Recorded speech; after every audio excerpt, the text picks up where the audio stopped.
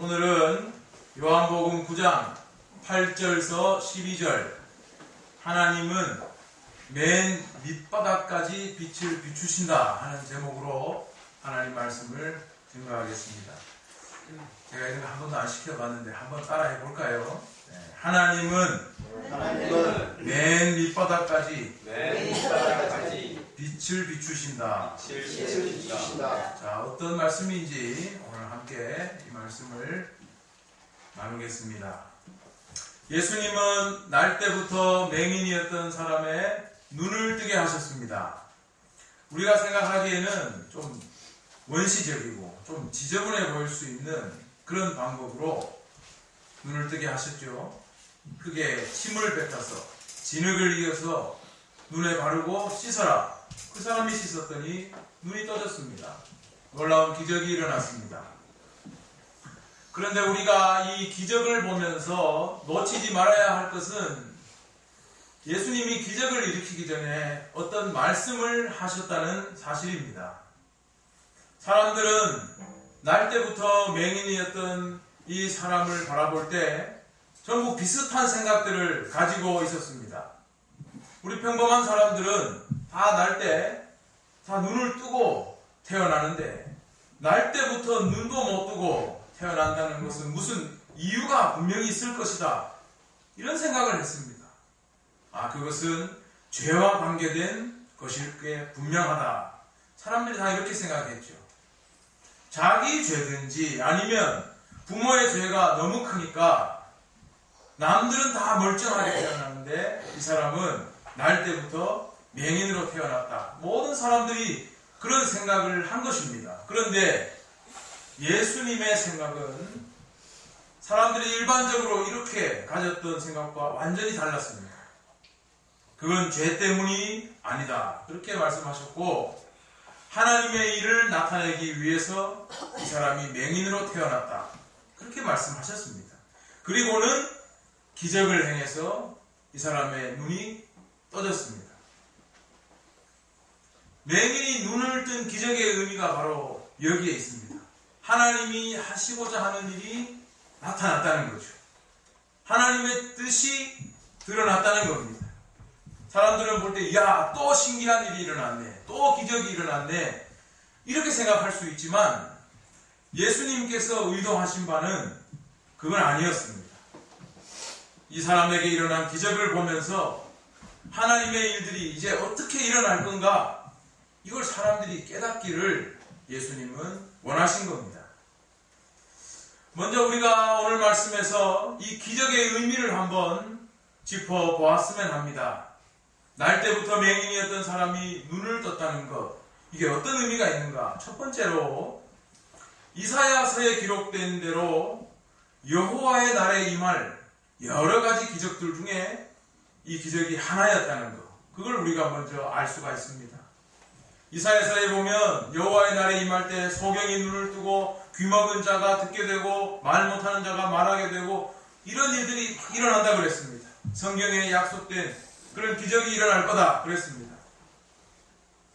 세상에는 기적이 많죠. 또 기적이라고 칭하는 것들도 많습니다.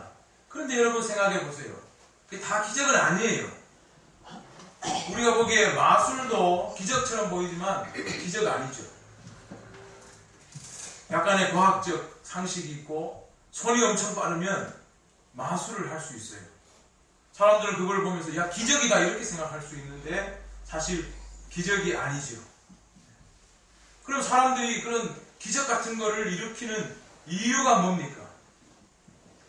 사도 바울이 선교 여행을 하다가 이런 사람들을 많이 만났습니다. 박수무당, 또 마술사 이런 사람들을 만났는데 이 사람들은 그런 기적 같은 일을 행하는 의도가 있었습니다. 그건 뭐냐 하면 신기한 일을 해서 사람들의 마음을 뺏고 그들을 지배하기 위해서 그런 기적 같은 일을 행한 겁니다. 지금도 사람들은 뭔가 신기한 일을 행하면 저 사람에게 신적인 힘이 있구나 이렇게 믿어요. 그리고 복종하게 됩니다. 그런데 예수님의 기적은 그냥 신기한 일이 아니었다는 말입니다. 그것은 성경에 약속된 하나님의 구원과 관계가 있다는 말씀입니다. 예수님의 기적은 이제 하나님께서 구원을 베푸실 때가 되었다. 이걸 보여주는 것입니다. 예수님의 기적은 이제 하나님의 구원의 때가 시작되었다. 이걸 보여주신 것이 바로 예수님의 기적입니다.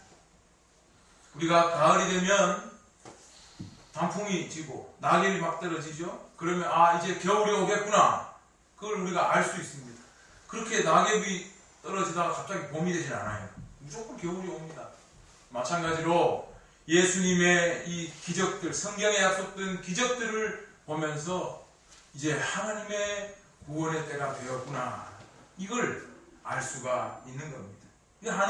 그래서 예수님의 기적은 단지 신기한 일이 아니라 성경에 약속된 것이 이루어진 하나의 표적이다 하는 것을 우리가 알 수가 있습니다. 자, 두 번째로 이 기적의 의미가 뭐가 있을까? 이 기적의 의미는 이제 모든 사람이 하나님을 알 수 있는 때가 되었다 하는 것을 가르쳐 줍니다. 이 사람은 날 때부터 맹인이었습니다. 그런데 예수님이 치료해 주고 난 뒤에 씻었더니 눈을 뜨게 되었습니다. 이 기적에는 상징적인 의미가 있습니다. 예수님은 이 맹인의 눈을 뜨게 한 것처럼 이제 모든 사람의 눈을 뜨게 하실 건데, 모든 사람들은 바로 우리 같은 사람들, 영적으로 맹인인 우리 같은 사람들의 눈을 뜨게 하시겠다는 상징적인 의미가 이 기적에 들어있는 겁니다. 이 사람이 날 때부터 맹인이듯이 모든 사람들은 영적으로 다 맹인입니다. 예수님은 누가복음 11장 34절 35절에서 그런 말씀을 하셨습니다. 내 몸의 등불은 눈이라. 내 눈이 상하면 온 몸이 밝을 것이요 만일 나쁘면 내 몸도 어두우리라. 그러므로 내 속에 있는 빛이 어둡지 아니한가 보라. 사람들이 영적으로 다 맹인이에요. 못 보는 거예요. 영적으로 맹인이라는 말은 다른 말로 하면 하나님을 모른다는 말입니다. 영적인 것에 대해서는 전혀 모른다는 겁니다. 그런데 예수님께서 날 때부터 맹인인 이 사람의 눈을 뜨게 하면서 이제 모든 사람이 영적인 것을 알게 되는, 다시 말해 하나님을 알게 되는 일이 일어난다는 것, 그걸 보여주셨습니다. 영적 맹인의 상태에 대해서 조금 더 생각해 보겠습니다. 나면서부터 맹인인 이 사람은 우리같이 이미지를 가질 수가 없습니다. 맹인은 꿈을 꾸지 않습니다. 본 게 없기 때문에 꿈을 꾸지 않아요. 그래서 세상에 있는 어떤 것들의 형상을, 이미지를 알지 못합니다. 평범한 사람에게 실로암에 가서 씻으라 하면 먼저 머리에 뭐가 떠오를까요? 졸졸졸졸 물이 흐르고 그 소리가 들리고 그 냄새, 또 그 풍경들이 머리에 이렇게 확 떠오르겠죠. 그러나 맹인에게는 실로암에 가서 씻으라 하면 뭐가 떠오르겠습니까? 맹인은 안 보이니까 후각, 청각, 촉각에 의지해서 자기 나름대로 뭐 어떻게 실로하면 이런 걸 거야, 그런 상상밖에 할 수 없는 겁니다. 손으로 만져보니까 이 흐르는 물은 차갑더라, 뭐 짜릿한 느낌이 있더라, 졸졸졸 소리가 귀에 들리더라, 뭐 흘러가는데 뭐 냄새도 나더라. 실로함에 대해서 맹인이 알 수 있는 건 이런 겁니다. 사람이 영적으로 맹인인 상태에서 하나님을 아는 수준이 바로 이렇습니다. 영적으로 맹인은 뭐에 의지해서 하나님을 찾겠습니까? 우리의 오감에 의지해서 찾아요. 눈, 코, 귀, 촉각, 뭐 우리의 지식, 이런 걸 통해서 하나님을 알려고 막 애를 쓰는데, 그렇게 해봐야 그 인지하는 정도가 하나님을 제대로 알 수 없는 겁니다. 그래서 아무리 율법에 잘 따르고 제사를 잘 지킨다고 해도 그 사람이 하나님을 제대로 안다고 말하기가 힘들어요.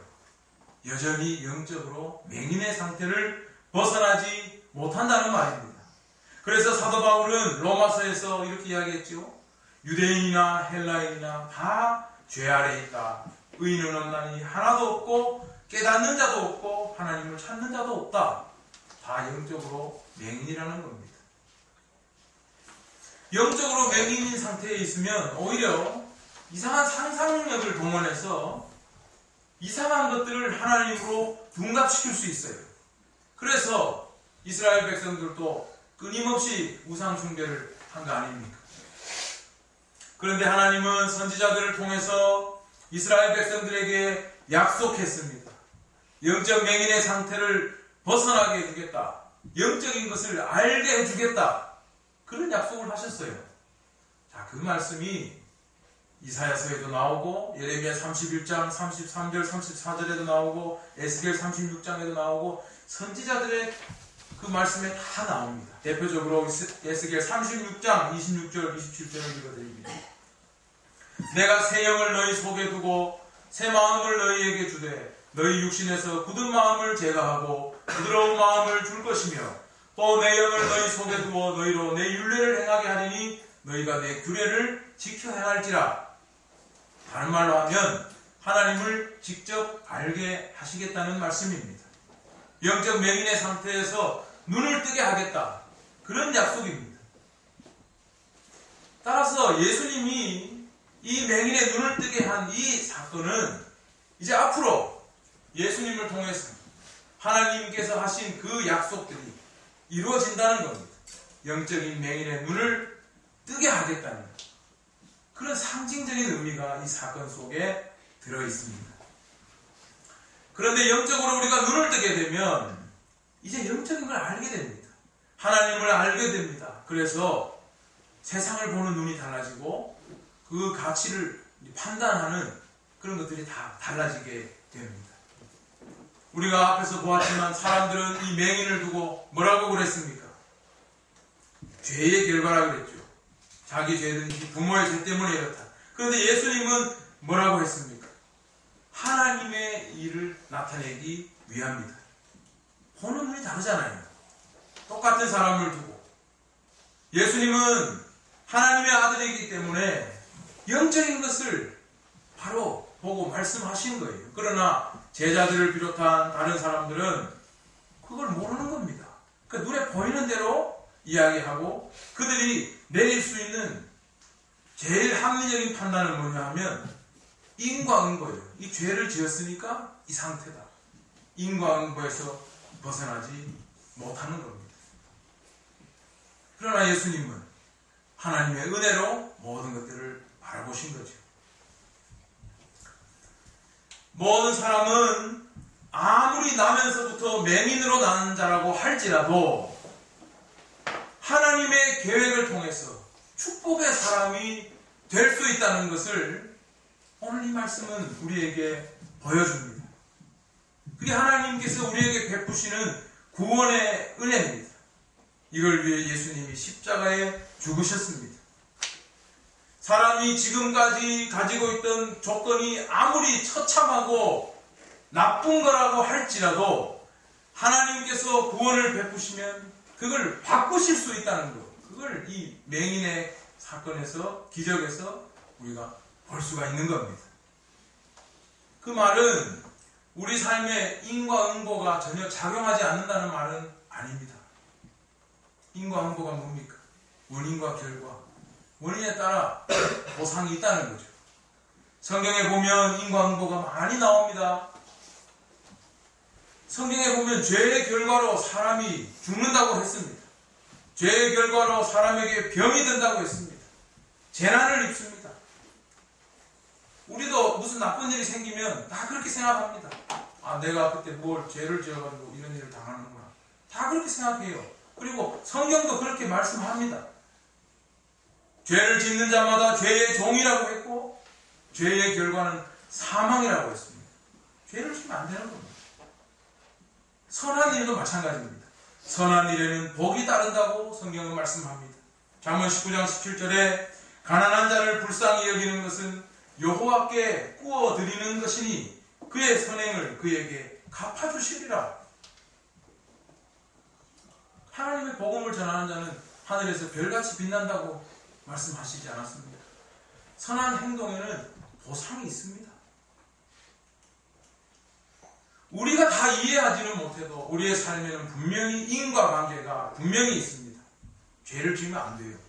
선행을 해야 됩니다. 그런데 예수님의 말씀은 우리가 아무리 처참한 상태에 처한 경우라도 하나님의 은혜가, 구원의 은혜가 베풀어지면 이 모든 인과관계가 무색해진다는 말씀입니다. 하나님의 구원이 베풀어지면 인과관계나 어떤 숙명론으로 끝나지 않고 하나님의 일이 나타나게 된다는 그런 말씀입니다. 그렇게 맹인이 눈을 뜨게 된 겁니다. 누가 봐도 저주받은 사람이지만 예수님이 만지시니까 구원의 은혜가 그에게 임하여 새 삶을 얻게 된 겁니다. 가장 저주받은 사람일지라도 그렇게 된다는 걸 우리에게 하나님이 말씀하고 계신 겁니다. 누가복음 4장을 보면 예수님은 갈릴리에서부터 하나님 나라를 전파하면서 회당에 가서 구약 성경 한 구절을 읽고 사람들에게 가르쳤습니다. 그 성경 내용이 이사야 61장 1절이에요. 이 내용은 누가복음 4장 18절에 나옵니다. 이 말씀입니다. 주의 성령이 내게 임하셨으니 이는 가난한 자에게 복음을 전하게 하시려고 내게 기름을 부으시고 나를 보내사 포로된 자에게 자유를, 눈먼 자에게 다시 보게 함을 전파하며 눌린 자를 자유케 하고 주의 은혜의 해를 전파하게 하려 하심이라. 예수님은 지금 사람들에게 하나님의 구원의 은혜가 나를 통해 이제 세상에 베풀어진다는 것을 말씀하신 겁니다. 그런데 구원이 베풀어지는 대상이 어떤 사람들입니까? 가난한 자에게, 또 포로된 자에게 자유를, 포로된 자, 눈먼 자에게 다시 보게 하면 눈먼 자, 눌린 자를 자유케 하고 눌린 자. 이게 어떤 사람들입니까? 지금 세상에서 제일 바닥에 떨어져 있는 사람들을 말합니다. 제일 고통받고 있는 사람들, 바로 우리가 지금 성경에서 보고 있는 이 맹인과 같은 부류의 사람들을 이야기하는 겁니다. 이런 사람들에게 주의 은혜를 선포한다는 겁니다. 그런데 이사야 61장 말씀에서 이 가난한 자, 마음이 상한 자, 포로된 자, 갇힌 자는 직접적으로 누구를 말하는 걸까요? 이건 바로 이스라엘 백성들을 말하는 겁니다. 이스라엘 백성들이 죄를 짓고 나라가 망하고 바벨론에 끌려가고 평생을 그렇게 대를 이어서 유배 생활을 하고 있는 처참한 아주 저주받은 운명에 그렇게 처해 있다고 자기들이 생각하지만 하나님이 그들에게 구원의 은혜를 베풀어서 회복시키겠다는 그 말씀입니다. 다시 말하면 가장 처참한 상태에 놓인 사람들이라도 하나님의 구원의 은혜가 베풀어지면 치료되고 회복된다는 것을 말씀하고 있는 겁니다. 예수님은 이 말씀을 인용하면서 하나님 나라를 전하기 시작했습니다. 그러므로 예수님의 말씀은 아주 분명합니다. 너희가 아무리 죄가 많고 죄의 결과로 고통 속에 있고 저주받았다 할지라도 하나님은 나를 통해 너희에게 구원을 베푸신다. 가장 밑바닥까지도 하나님은 빛을 비추신다. 그걸 말씀하고 있는 겁니다.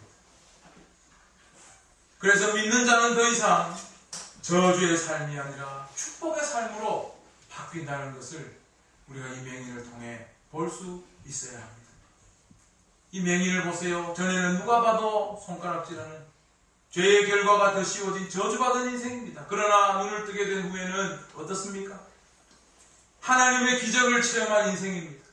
예수님이 고쳐주신 후에는 그냥 눈을 뜬 것만이 아닙니다. 사람들이 보는 시각이 달라졌습니다. 이 사람의 가치가 달라졌습니다. 오늘 본문 말씀에도 이웃 사람들이 맹인 거지로 살던 이 사람이 눈을 뜬 거 보고 신기해가지고 몰려왔습니다. 그래서 사람들이 이야기합니다. 평소에 맹인이었는데 눈을 뜨고 있으니까 얘 걔 아니야. 어떤 사람은 걔 맞아. 막 옥신각신했습니다. 그 사람 아니다. 그 사람 맞다. 그러니까 본인이 딱 나와서 뭐라고 그랬습니까? 내가 그 사람 맞습니다. 내가 그 맹인 눈 감고 동냥하던 그 사람 맞습니다. 라고 이야기했죠. 저주의 인생에서 하나님의 기적이 베풀어진 그런 인생이 되었습니다. 예수께서 그걸 하셨습니다. 이 사람처럼 심각한 상태의 사람도 예수님을 통해 하나님의 구원이 베풀어지면 축복의 삶이 되는 겁니다. 그러므로 우리의 삶을 한번 생각해 보면 우리가 아무리 좋지 않은 일이 있더라도, 아무리 나락으로 떨어져 있더라도 우리가 예수 믿으면, 순종하면 하나님의 축복의 삶으로 우리가 바뀔 수 있다는 것을 우리가 알아야 하겠습니다. 믿고 순종해야 되는 겁니다. 실로암의 뜻이 뭐라고 그랬습니까? 보냄을 받았다. 이 사람이 한 건 순종하고 가서 씻은 것밖에 없죠. 성경에는 많은 기적이 나옵니다. 예수님이 고친 사람을 보면요, 중풍병자, 혈루병 걸린 사람, 한센병, 문둥병 걸린 사람, 또 갑자기 병을 앓은 야이로의 딸, 베드로의 장모 열병, 수로보니게 여인의 딸, 거지 바디메오 맹인, 귀신 들린 사람, 벙어리, 얼마나 많은 사람들이 나옵니까? 이 사람들의 면면을 보면 남들이 봤을 때 다 혀를 끌끌 찰 만큼 안타까운 처지의 사람들인데, 요즘처럼 인권이라는 걸 아니까 우리가 안타깝다 그러지, 옛날 사람들은 뭐라고 했겠습니까? 다 저주받았다, 다 그렇게 생각했을 겁니다. 뭔가 죄가 있으니까 저 사람들이 저렇게 살지, 그렇게 다 볼 수밖에 없는 사람들입니다. 그런데 예수님은 이들에게 구원을 베풀어서 고통과 슬픔의 인생이 기쁨과 축복의 인생이 되게 하셨습니다. 가장 처참한 상태도 하나님의 구원이 베풀어지면 죄와 슬픔이 변하여 화관과 기쁨의 기름으로 바꾸신다는 것이 바로 하나님의 말씀입니다. 예수님의 제자 베드로도 바울도 다 그렇게 예수 이름을 통해 하나님의 구원을 전했던 겁니다. 따라서 우리가 이런 기적을 보면서 야, 신기한 일이 일어났네, 병이 나았네, 여기에만 초점을 둘 게 아닙니다. 가장 처참한 자에게도 하나님의 구원이 베풀어지면 축복의 삶으로 바뀐다는 것을 우리가 보아야 합니다. 하나님의 구원은 세상의 자연 법칙이나 인과응보나 율법의 원리까지도 넘어서서 가장 저주받은 그 사람마저도 구원하시고 축복의 삶으로 바꾸실 수 있다는 것을 우리가 알아야 하겠습니다. 자기 죄나 부모의 죄 때문이 아니라 하나님이 하시는 일을 나타내고자 합니다. 더 이상 저주받은 자가 아니라 기적을 입은 하나님이 함께 하시는 자가 된 겁니다. 우리가 이 사실을 분명히 알고 믿어야 하겠습니다. 우리 목양교회 성도들은 이 믿음 위에 서서 살아가는 사람들이 다 되시기를 바랍니다. 예수님은 하나님께서 구원을 베푸시기 위해 보낸 구원자입니다. 우리를 축복의 자녀로 바꾸시는 분임을 우리가 알아야 하겠습니다. 지금도 세상에는 참기 힘든 고통과 슬픔으로 힘들어하는 사람들이 많습니다. 그 이유야 뭐 어떻든 간에 이유는 다양하겠죠. 자기의 실수든지, 자기가 죄를 지었든지, 아니면 누구의 모함을 받았든지, 아니면 하나님의 축복을 위한 시련이든지 간에 결과적으로 그렇게 느끼는 사람들이 많습니다. 그 시간이 오래되면 사람은 자기 자신을 싫어하게 되고 멸시하게 되고 자기 인생을 나중에는 저주하게 되고 남의 시선에 대해서 죽고 싶다고 느끼게 되고 깊은 우울과 무력감에 빠지게 됩니다. 그런 사람들이 많습니다. 육체적으로, 정신적으로 이런 상태에 놓인 사람들이 많은데 누구도 그 마음을 바꿔주지 못합니다. 위로가 안 됩니다. 왜냐하면 자기 마음에서부터 자기가 자기 자신을 봤을 때 실망했고 자기가 자기 자신을 정죄하여서 마음이 무너져 내렸기 때문에 누가 좋은 말을 해줘도 회복이 잘 안 됩니다. 우울증에 걸린 많은 분들이 그 상태에 놓여 있습니다.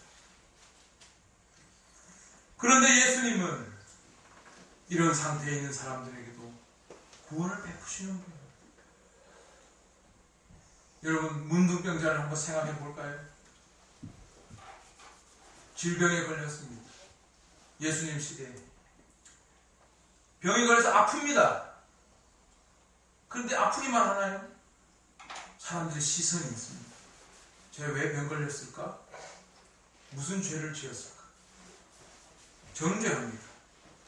결국 어떻게 됩니까? 자기가 나아지면 자기를 정죄하죠.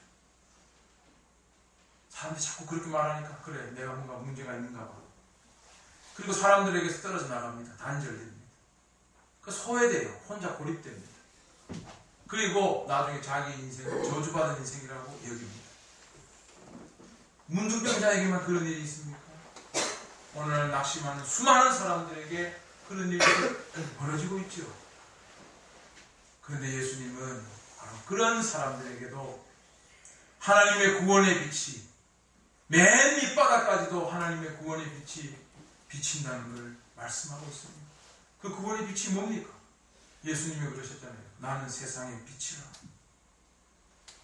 베드로전서 3장에 예수님이 지옥까지 가셨잖아요. 빛이신 예수님이 지옥까지 가셨잖아요. 맨 밑바닥까지도 하나님은 구원의 빛을 비추신다는 거예요. 인간적으로 생각할 때 아무리 밑바닥까지 내려갔다 할지라도, 더 이상 내려갈 수 없을 때까지 내려갔다 할지라도 하나님은 구원을 베푸시고 축복의 자녀로 삼으신다는 것을 우리가 이 말씀을 통해 알아야 합니다. 살다 보면 누구나 그런 처지에 빠질 때가 있습니다. 다 여러분도 그런 일이 있지 않습니까? 저도 전도사 때 그런 경험을 했습니다. 옆에서 누가 아무리 와서 위로를 해줘도 도움이 안 됐습니다. 그때 잠깐 마음이 놓이는 것 하나 마음이 가라앉지 않습니다. 내 자신을 원망하게 되고 한탄하게 됩니다. 그러다가 하나님 말씀을 읽고 깊이 깨달았습니다. 하나님 말씀 안에 진정한 위로와 치유가 있다는 것을 저는 경험했고, 그래서 어려운 일이 생기면 다시 결국은 말씀으로 돌아가게 됩니다. 우리 믿는 사람들이 다 그렇습니다. 저는 요즘 TV를 보면서 내가 유명인이 아니라는 거에 일단 감사했습니다. 유명인들은 유명세로 돈도 벌고 권력도 얻고 많은 것을 손에 쥐게 되지만 그 사람들이 나락으로 떨어질 때 더 처참하다는 것을 요즘 TV를 보면서 많이 생각합니다. 대통령만 해도 평생을 대통령의 딸로 공주처럼 살았고, 정치인으로서도 당대표로 수많은 남자들을 거느렸고, 현직 대통령까지 돼서 정말 대단한 삶을 사셨던 그런 분인데, 이게 한 번에 무너지는 것을 봅니다. 유명인인 만큼 더 처참하게 무너집니다. 대통령뿐 아니라 그 곁에 있던 권력을 휘두르던 수많은 사람들도 처참하게 무너지는 걸 봅니다. 그 권력과 유명세만큼 무너집니다. 그들은 지금 완전히 바닥을 치고 있습니다. 인생에서 이렇게 쓴맛을 보았던 때가 그들에게 있었을까? 저는 그런 생각이 듭니다. 온갖 조롱과 멸시와 국민들의 욕을 듣고 있습니다. 어떤 사람은 기자가 질문하니까 막 아직도 노래 보는 사람도 있었습니다. 어떤 사람은 문학의 황태자라고 불렸는데 머리 다 빠진 것까지 온 국민에게 보여줘야 되는 그런 사람도 있었습니다. 옷 다 벗고 감옥 가고 손가락질 받고, 결국 나중에 이들의 죄가 다 드러나고 감옥 가고 평생을 낙인 찍혀 살다 보면 자기 삶에 대해 얼마나 원망하겠습니까? 내가 그때 왜 그랬을까? 후회하지 않겠습니까? 죽고 싶은 마음이 들 수도 있습니다. 하지만 그럼에도 불구하고 하나님은 이런 사람들에게도 구원을 베푸신다는 것을, 예수 그리스도를 믿고 순종하면 이런 나락으로 떨어져도 축복의 삶으로 바꾸신다는 것을 우리가 알아야 합니다. 우리를 흉악한 범죄자가 감옥에서 예수님 믿어 나 구원받았다고 하면 그 피해자의 가족을 생각할 때 이게 과연 공의로운 것인가 우리가 혼란스러울 때가 있습니다. 그래서 미량 같은 영화를 보면 하나님의 정의와 용서에 대해서 우리가 헷갈리고 막 질문을 하게 됩니다. 그러나 하나님의 말씀은 모든 사람들, 바닥에 떨어진 사람에게도 구원을 베푸신다는 것을 분명히 말씀하고 있습니다. 바닥으로 떨어져서 더 떨어질 곳이 없는 사람에게 중에도 하나님은 예수 그리스도의 빛으로 구원을 베푸신다는 것을 오늘 이 말씀은 우리에게 증언합니다. 그런데 그 구원이 무엇입니까? 예수를 믿고 씻어야 됩니다. 순종해야 됩니다. 어떤 사람이든 예수님의 구원을 얻기 위해서 자기 죄를 씻어야 됩니다. 시인해야 됩니다. 내려놓아야 됩니다. 대충 얼버무려서 하나님의 용서로 묻어가려는 태도를 버려야 됩니다. 어설픈 화해와 회복을 말해서도 안 되고 그걸 원해서도 안 됩니다. 그런 마음을 하나님 앞에 진실하지 못하기 때문에 예수 그리스도의 빛을 거부하는 겁니다. 대통령이 지금 어렵다 보니 종교계의 원로들을 불러서 대담을 했습니다. 천주교, 개신교, 불교의 원로들을 불렀습니다. 그런데 언론에서 그것도 비난을 했습니다. 평소에 대통령을 참 좋아하던 그런 원로들만 불렀다는 겁니다. 제대로 된 말을 해줄 수 없는 사람들을 불렀다는 겁니다. 그래서 천주교와 개신교의 원로들은 정말로 그런 말씀만 했습니다. 대통령이 나라가 빨리 안정되고 수습되기를 원합니다. 이렇게만 말했습니다. 차라리 불교의 자승스님이 좋은 말씀을 해줬습니다. 뭐라고 말했냐면 나무는 꽃을 버려야 열매를 맺는다. 화엄경에 나오는 말씀을 해줬더라고요. 꽃이 예쁘다고 그거 놔두면 열매를 맺을 수가 없는 겁니다. 내려놔야 된다는 거죠. 하나님은 저주받은 인생도 순종하면 구원을 베푸셔서 축복의 삶으로 바꿀 수 있지만 꽃이 예쁘다고 그 정욕의 눈물로 계속 붙잡고 있으면 어쩔 수가 없습니다. 예수님은 이런 말씀을 하셨습니다. 만일 내 손이 너를 범죄하게 하거든 찍어버리라. 장애인으로 영생에 들어가는 것이 두 손을 가지고 지옥 꺼지지 않는 불에 들어가는 것보다 나으니라. 공간복음 전체에 이 말씀이 있습니다. 눈 하나 없어도 손과 발이 없어도 영생에 들어가는 것이 지옥 가는 것보다는 낫잖아요. 죄 짓는 그것을 버리고 영생에 들어가는 것이 낫다는 말씀입니다. 영생에 들어가기 위해서는 자기 몸의 부분이라도 버려야 한다는 말씀입니다. 세상이 다 저주하고 정죄해도 그걸 버리면 하나님이 우리를 용서하고 복을 주신다는 말씀입니다. 우리가 예수 그리스도의 구원을 바란다면 어떤 복을 받기를 원해야 하겠습니까? 예쁜 꽃을 버리지 않고 영생에 들어가려고 하는 것은 스스로 화를 재촉하는 일입니다. 저는 요즘 기도합니다. 제발 평생을 곱게 살아오신 그 대통령이 스스로 좀 죄를 알고 아름답게 야당과 잘 이야기하고 국민과 잘 화합해서 아름답게 물러났으면 깨끗하게 서로 적법한 절차를 통해 물러났으면 좋겠다. 저는 그렇게 기도합니다. 막 보고 싶지 않은 그런 사태가 벌어지지 않았으면 좋겠다는 생각에 저는 그렇게 기도합니다. 만약에 온 국민이 막 죽이겠다고 100만이 몰리더라도 하나님은 그 죄를 용서합니다. 저주받은 자도 하나님은 축복의 자녀로 바꾸시는데 그 어떤 사람도 하나님은 용서합니다. 누구나 우리는 살면서 죄를 짓고 나락으로 떨어질 때가 있습니다. 하나님이 우리의 참된 치료자요 우리의 위로자가 되십니다.